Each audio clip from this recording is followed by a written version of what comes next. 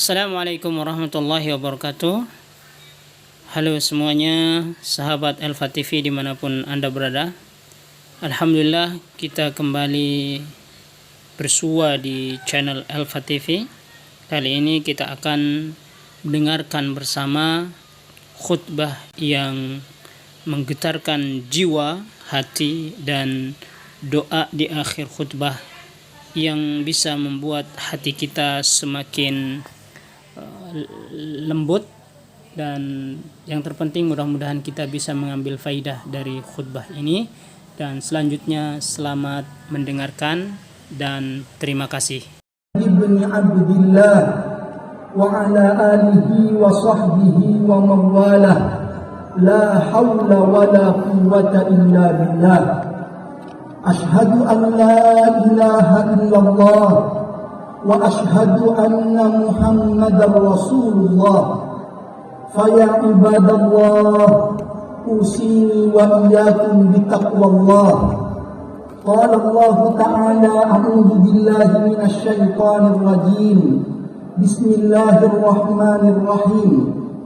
Ya ayyuhalladzina amanu taqullaha haqqa tuqatih wa la tamutunna illa wa antum muslimun. Wa qala an-nabiy sallallahu alaihi wasallam,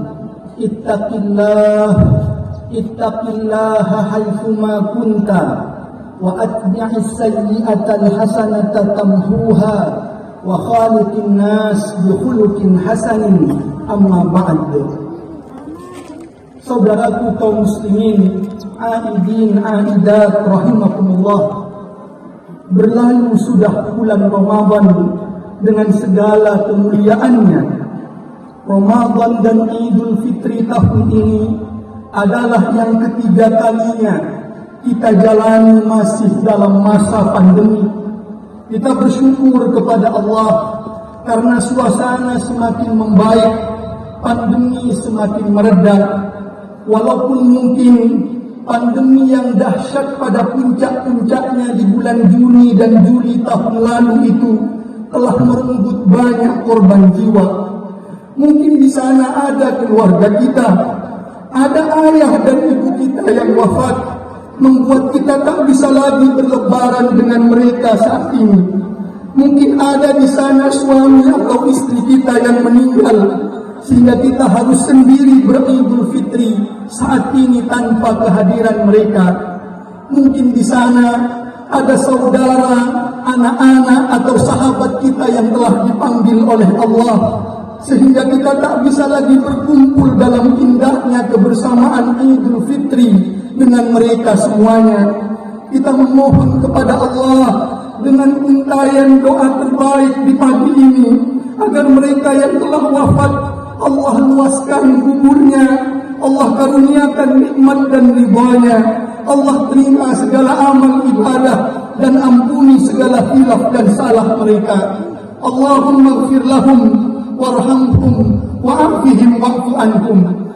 Dan bagi yang harus terpisah saat ini karena kematian dengan keluarganya, jangan bersedih, sebab bagi orang mukmin kematian adalah perpisahan sementara. Kelak jika sama-sama salihnya, Allah akan persatukan dan kumpulkan kita lagi di surga Allah Subhanahu wa ta'ala. Allahu Akbar, Allahu Akbar, la ilaha illallah, wallahu akbar, Allahu akbar, walillahil hamd. Saudaraku kaum muslimin, aidin aidat rahimakumullah, saat ini dalam suasana pandemi yang sudah sangat membaik, mari kita renungkan firman Allah Subhanahu wa ta'ala dalam Al-Quran surat Al-An'am ayat 63 sampai 65. A'udzu billahi minasyaitonir rajim. Bismillahirrahmanirrahim. Qul man yunajjikum min dhulumatil barri wal bahr tad'unahu tadarruan wa khufyah la in anjana min hadhihi lanakunanna minasy syakirin.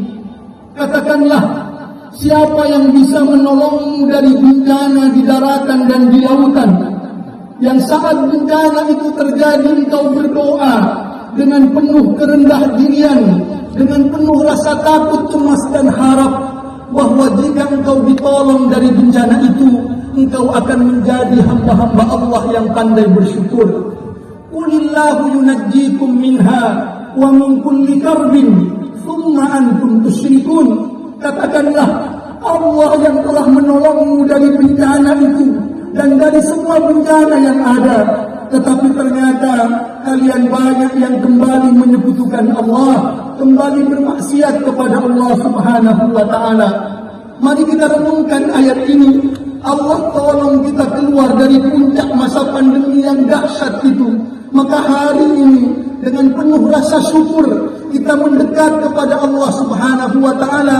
Kuatkan amal ibadah kita, istighfari dosa-dosa kita. Sebab kata Allah, jika ternyata setelah ditolong kembali bermaksiat kepada Allah, Allah memperingatkan dengan tegas dalam ayat selanjutnya, Qul huwal qadiru ala an yab'atha 'alaikum 'adaban min fawqikum aw min tahti arjulikum aw yalbisakum syi'a wa yudhiqa ba'dakum ba'sa ba'd. Unzur kaifa nusarriful ayati la'allahum yafqahun. Katakanlah, dia Allah Subhanahu wa ta'ala berkuasa untuk mendatangkan azab bagimu yang kembali ingkar kepada Allah itu. Azab dari atasmu, dari bawah kakimu, atau Allah jadikan peperangan di antaramu yang menyengsarakan satu dengan yang lain. Demikianlah tanda-tanda kebesaran Allah yang Allah pergilirkan datang kepadamu agar menjadi renungan dengan sebaik-baiknya.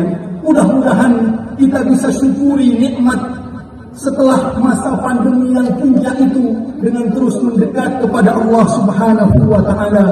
Allahu Akbar, Allahu Akbar, la ilaha illallah, wallahu akbar, Allahu Akbar, walillahil hamd. Selanjutnya, mari kita mengkaji, mengambil hikmah dari masa pandemi yang panjang, yang sampai saat ini pun kita masih di dalamnya. Hikmah yang pertama, masa pandemi yang panjang ini menyadarkan kita kembali bahwa hidup mati seseorang itu begitu tipis jaraknya. Kita tahu ada sahabat yang mungkin waktu itu di puncak pandemi masih bercengkrama dengan kita hari itu, tetapi besok lusa ternyata Allah mentakdirkannya untuk kembali kepada Allah Subhanahu wa ta'ala. Begitu tipisnya jarak antara hidup dan mati seseorang. Kalau kita renungkan dengan seksama tentang hal ini, maka sebenarnya dalam kehidupan kita di luar masa pandemi pun kita diingatkan dengan kematian yang begitu dekat dengan kita. Suatu contoh misalkan, seorang yang ingin berangkat dari Surabaya ke Jakarta, dia menaiki pesawat, dia berharap 1 jam lagi akan sampai di Jakarta. Tapi Allah mentakdirkan lain, pesawatnya jatuh setelah 15 menit lepas landas. Artinya ternyata 1 jam yang dia harapkan akan sampai di Jakarta, ternyata lebih dahulu 15 menit berikutnya dia masuk ke alam barzahnya, ke alam kuburnya. Ternyata bagi dia alam barzahnya lebih dekat dari kota Jakarta, karena 15 menit berikutnya dia harus masuk ke alam barzah, melalui hari-hari sendiri di alam barzah, di alam kuburnya, hanya ditemani dengan amal salihnya. Ada orang yang berangkat bekerja, dia berharap 15 menit lagi sampai di kantornya, tapi Allah mentakdirkan di perjalanan maut datang menjemputnya. Ternyata alam barzah itu lebih dekat dari kantornya tempat bekerja, lebih dekat menjemputnya, membawanya menghadap Allah Subhanahu wa ta'ala. Maka seorang mukmin itu dalam setiap aktivitasnya, dia pastikan dalam hatinya niat untuk mempersiapkan tidak hanya masa depan dunia, tapi masa depan akhiratnya. Sebab kita tak pernah tahu apakah besok itu adalah hari di mana kita masih melihat mentari pagi dunia, atau besok mungkin kita sudah menjalani hari-hari kesendirian di alam barzah hanya ditemani amal ibadah kita. Karena itu niat ibadah dalam setiap aktivitas senantiasa terpatri bagi seorang mukmin.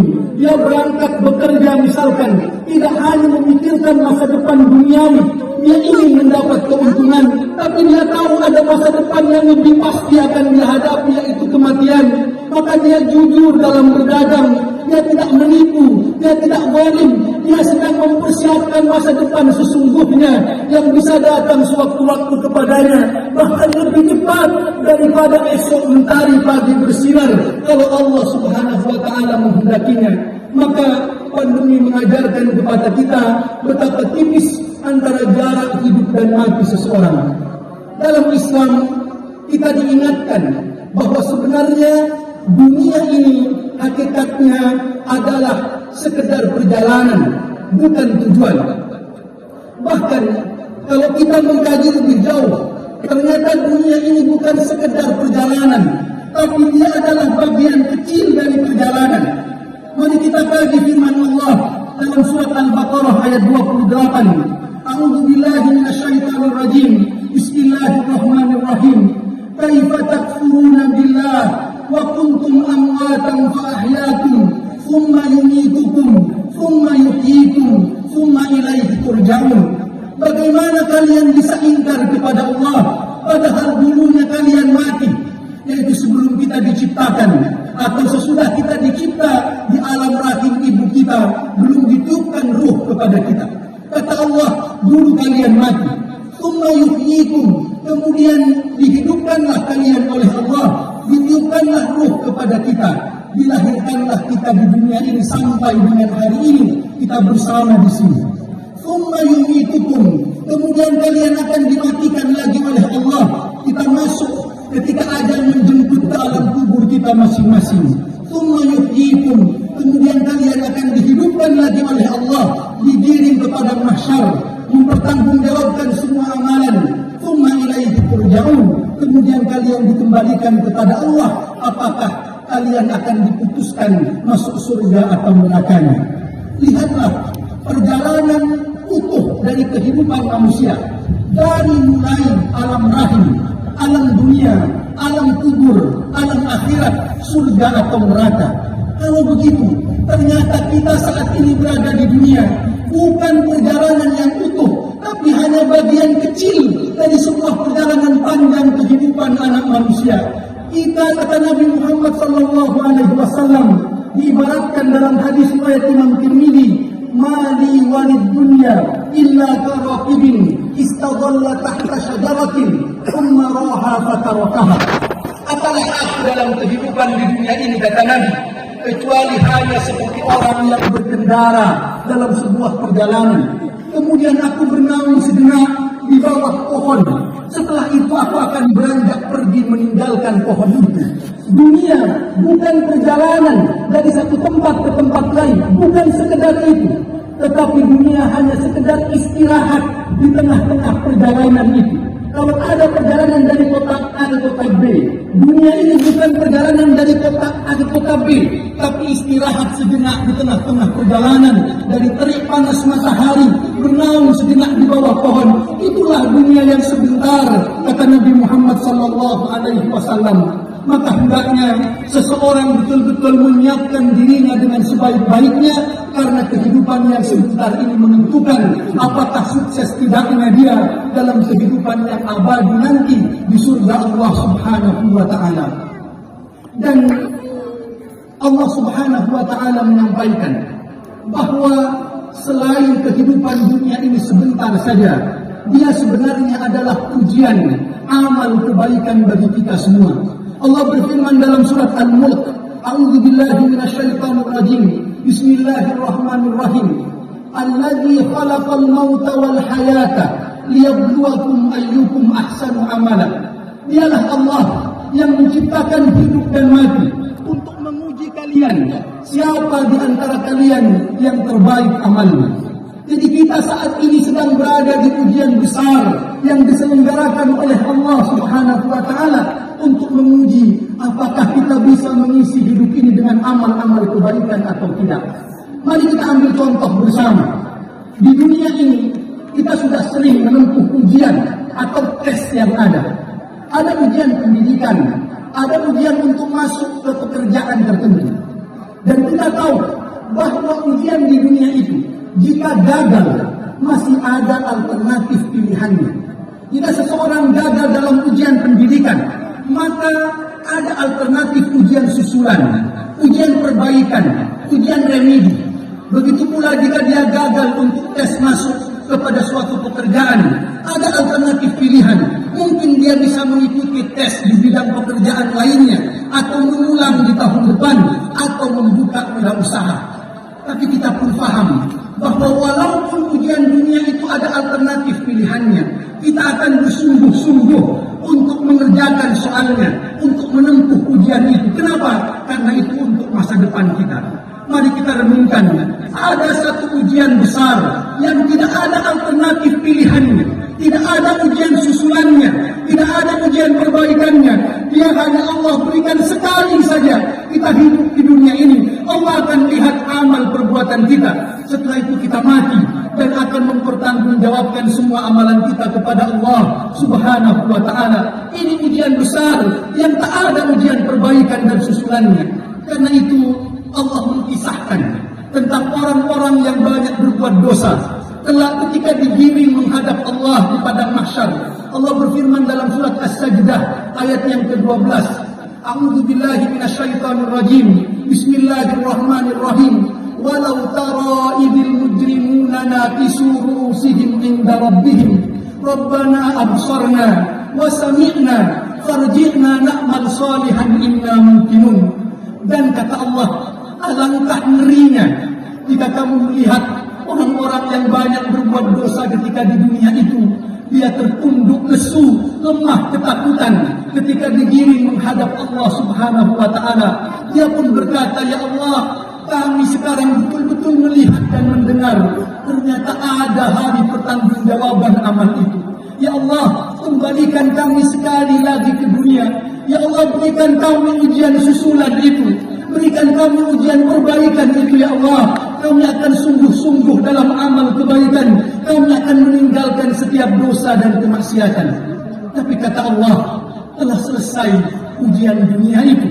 Dan saatnya penilaian. Tak ada alternatif pilihan. Hanya ada surga atau neraka Allah Subhanahu wa ta'ala. Maka bagi seorang mukmin, hendaknya dia jalani ujian Allah ini dengan sebaik-baiknya, berhati-hati dalam sikapnya, jauhi perbuatan kemaksiatan, terus optimal dalam ketaatan agar lulus ujian kita kelak mendapatkan surga Allah Subhanahu wa ta'ala. Maka mengingat kematian yang begitu tipisnya dengan kehidupan, ada banyak hikmah di dalamnya. Maka Nabi bersabda dalam hadisnya, akfiru dzikra hadimil ladzat, perbanyaklah oleh kalian mengingat penghancur kelezatan hidup duniawi, yakni al-maut, yaitu kematian. Nabi juga menyampaikan, aktsaruhum lil mauti dzikran wa ahsanuhum lima ba'dahu isti'dadan ulaikal aqyas. Orang yang paling banyak mengingat mati dan paling bagus persiapannya untuk kehidupan setelah mati, dialah orang yang benar-benar cerdas itu. Maka mengingat kematian bukan melemahkan semangat hidup, tetapi justru mengingat kematian membangkitkan semangat hidup. Bukan membuat ciut semangat kita ketika mengingat mati, tapi membangkitkan semangat untuk berkarya, untuk beramal dengan sebaik-baiknya. Karena hidup kita tak lama, hidup kita sebentar di dunia ini. Sebagai guru misalkan, maka dia akan berupaya menjadi guru yang terbaik. Kenapa? Karena dia sedang menyiapkan ilmu yang bermanfaat, yang akan mengalir terus ke alam kuburnya saat dia meninggal. Sebagai pengusaha, dia akan menjadi pengusaha yang terbaik. Kenapa? Karena dia ingin menjadi jalan pintu rizki Allah kepada pegawainya, kepada karyawannya. Mudah-mudahan itu menjadi bekal saat dia kembali kepada Allah Subhanahu wa ta'ala. Sebagai pejabat, dia pun akan jujur amanah. Kenapa? Karena ini bukan soal duniawi saja. Dia ingat kematian itu dan akan dimintai semua pertanggungjawabannya. Maka dia jujur amanah, anti korupsinya, karena dia ingin semuanya menjadi bekal amal solihnya ketika menghadap Allah Subhanahu wa ta'ala. Maka hikmah yang pertama ini kita patrikan dalam diri kita, mengingat kematian di masa pandemi yang luar biasa dahsyat. Kita sudah melalui puncak-puncak masa pandemi itu. Allahu Akbar, Allahu Akbar, la ilaha illallah, wallahu akbar, Allahu Akbar walillahil hamd. Hikmah yang kedua adalah bahwa masa pandemi yang luar biasa itu mengingatkan kepada kita bahwa kita yang butuh pertolongan Allah Subhanahu wa Ta'ala, sementara Allah tak butuh sedikit pun kepada kita. Kadang-kadang ketika orang diajak untuk beribadah, dia malas enggan beribadah. Kenapa? Karena dia merasa dipaksa, merasa dikungkung, merasa Allah mengambil keuntungan dari ibadah yang dia jalankan. Maka melalui masa pandemi, Allah memberikan gambaran yang tegas bahwa Allah tak butuh dengan ibadah-ibadah kita. Lihatlah saat Masjidil Haram sempat ditutup karena masa pandemi yang luar biasa. Lihatlah saat haji 2 tahun berturut-turut tak bisa dilaksanakan oleh banyak orang, hanya dibatasi. Allah Subhanahu wa Ta'ala menunjukkan kepada kita, Allah tak butuh ibadah kita. Allah Maha Mulia, Allah Maha Kaya. Dia tak butuh sedikit pun ibadah yang kita lakukan. Saat masjid-masjid banyak tertutupi ketika masa pandemi itu, kita tahu Idul Fitri tak bisa dilaksanakan dengan seperti saat ini. Salat tarawih terbatasi. Allah sedang mengingatkan kita bahwa Allah tak butuh ibadahmu. Mana orang yang malas selama ini beribadah itu, dia enggan melaksanakan ibadah. Allah tak butuh ibadahmu. Justru pada saat itu sebaliknya, Allah memberikan gambaran tegas kepada kita betapa butuhnya kita kepada Allah. Saat masjid tak bisa kita laksanakan ibadah di dalamnya karena pandemi, Allah tak berkurang kemuliaannya. Justru kitalah yang memohon-mohon kepada Allah agar bisa disembuhkan dari sakit itu. Kitalah yang memohon-mohon kepada Allah agar bisa dilancarkan rezeki kita, pekerjaan kita. Seolah Allah memberikan ketegasan kepada kita. Siapa yang butuh? Engkau yang butuh Allah. Allah tak butuh sama sekali kepadamu. Engkau yang butuh pertolongannya. Engkau yang menangis di bilik-bilik rumah sakit itu, memohon kesembuhan dari Allah Subhanahu wa Ta'ala. Engkau yang bersimbah air mata dalam salat tahajudmu, memohon agar rezekimu lancar lagi. Engkau yang butuh Allah. Allah tak butuh sama sekali kepadamu.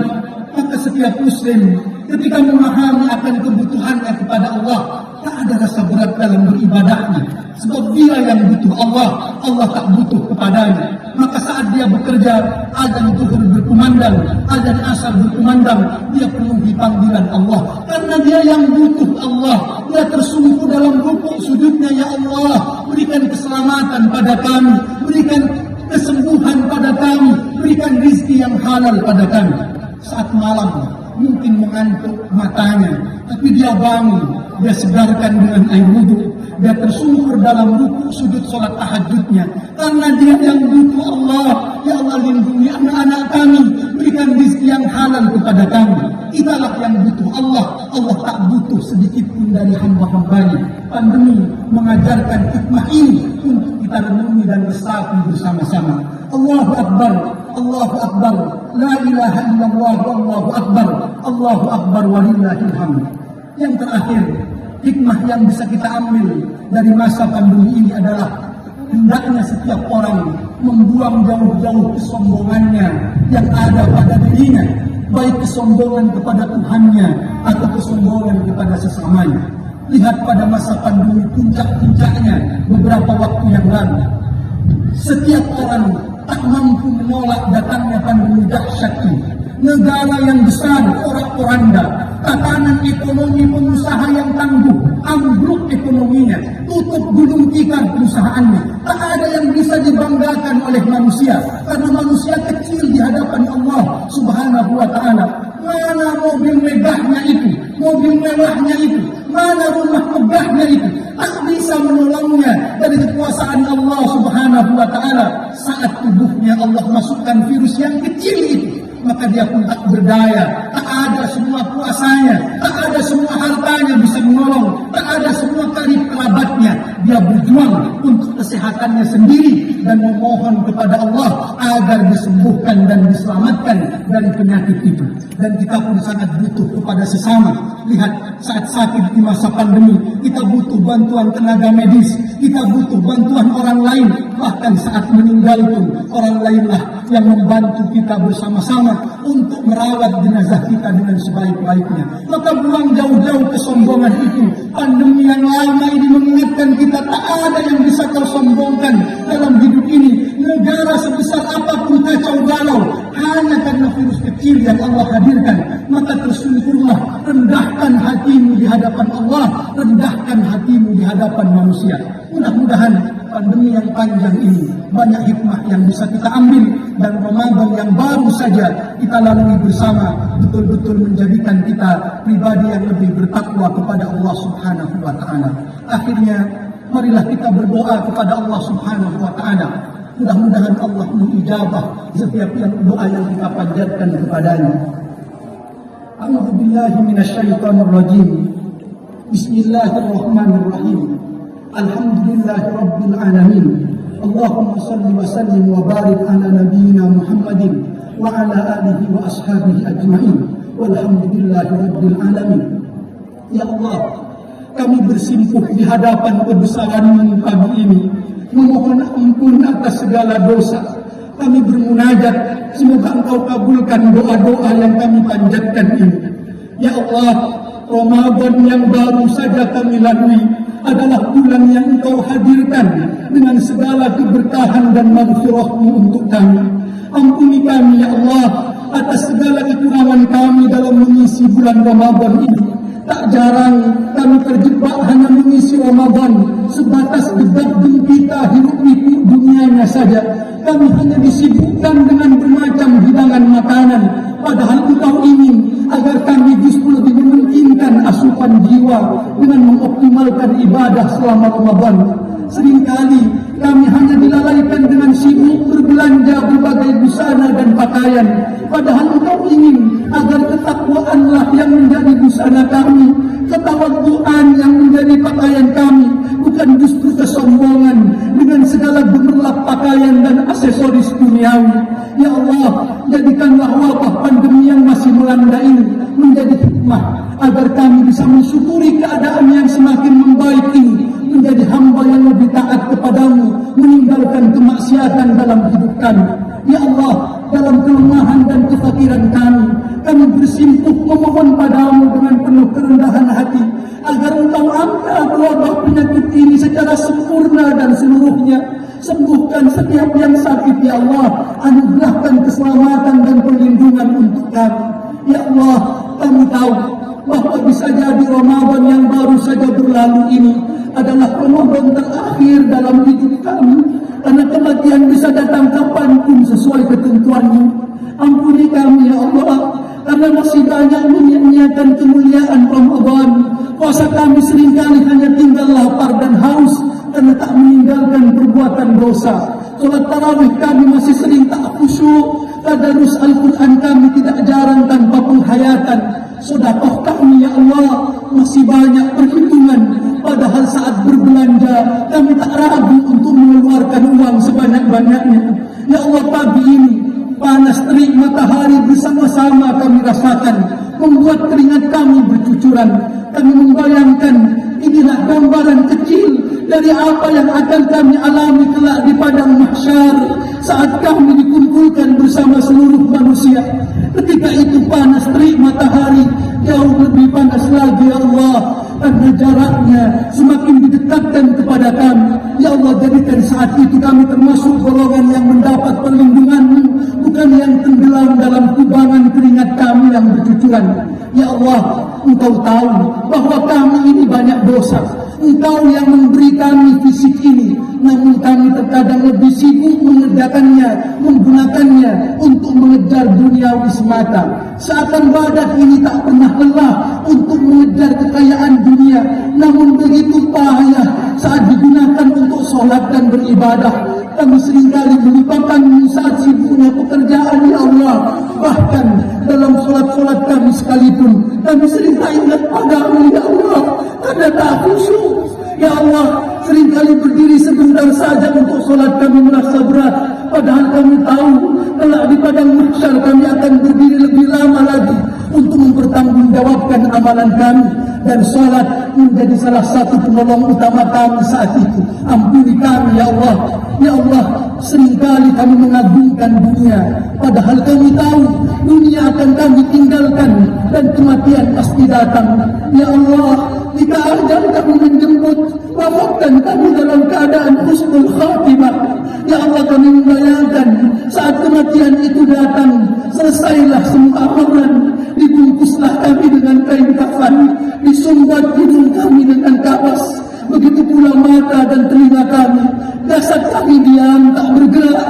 Semoga itu diam dengan ruh kami dalam kesenangan, bukan ruh kami dalam kesengsaraan. Saat itu mungkin banyak orang yang melihat kami.